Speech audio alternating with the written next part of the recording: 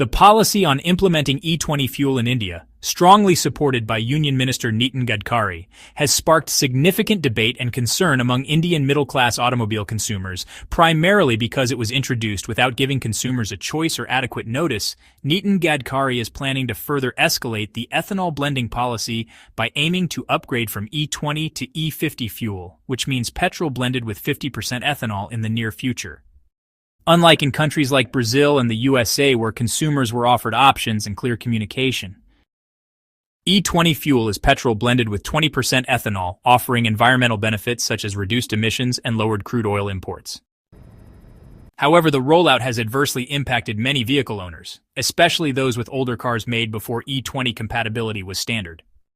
A large survey found 28% of owners of pre-2023 petrol vehicles reported unusual engine wear and tear, reduced fuel efficiency by around 5 to 7%, and increased maintenance costs since E20 introduction. Despite these issues, the fuel is sold at the same price as regular petrol, creating a perception of poor value and financial strain for users. Many vehicle owners have expressed the desire for E20 to be optional with a price incentive, instead of mandatory with no alternative choice. In contrast, countries like Brazil have a different model for ethanol blending. Brazil started its ethanol program in the 1970s with strong government mandates, price incentives, and widespread consumer education. Most vehicles sold there are flex fuel capable, meaning they can run on multiple blends, from pure ethanol to petrol, giving consumers real choice at the pump. This flexibility helped Brazil achieve mainstream consumer acceptance of ethanol fuels like E20 and beyond. By comparison, India has not yet developed or popularized flex fuel vehicles and instead implemented a mandatory E20 rollout without adequate consumer awareness or alternative fuel options. This has led to anxiety about engine damage and feeling of imposed change without consultation, further compounded by the lack of price differentiation at fuel stations. Government and industry standpoints, especially from Nitin Gadkari, emphasize the strategic importance of the E20 policy for India's energy security, environmental goals, and farmer incomes through ethanol production from surplus crops. Gadkari has dismissed concerns about engine damage as largely a petroleum lobby-driven campaign and challenges critics to provide evidence of cars facing issues since the introduction of E20. Nevertheless, automobile and consumer groups, as well as a public interest litigation, PIL, filed in the Supreme Court, challenge the rollout. They argue the policy harms owners of older vehicles not designed for E20, citing risks of corrosion, damage to rubber and plastic fuel system components, reduction in mileage, and increased repair costs.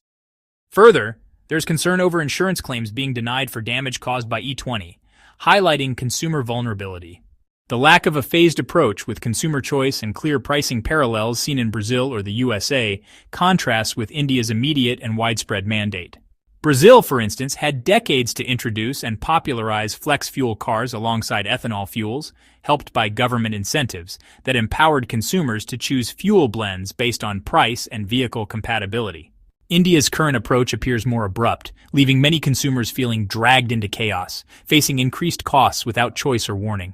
In conclusion, the main reasons Nitin Gadkari's policy on E20 fuel is creating turmoil among Indian middle-class automobile consumers are the lack of consumer choice at fuel stations, absence of clear communication and notice about implications, and the immediate mandatory imposition despite many vehicles not being E20 compatible. While the policy aims at long-term national benefits like energy security, reducing oil imports, farmer welfare, and pollution control, the short-term realities for many consumers are increased costs, mileage drops, potential engine damage, and no alternative fuels to choose from. Government and industry standpoints, especially from Nitin Gadkari, emphasize the strategic importance of the E20 policy for India's energy security, environmental goals, and farmer incomes through ethanol production from surplus crops. Thank you for watching. If you like the video insightful, hit the like button and subscribe, and I will see you in the next video.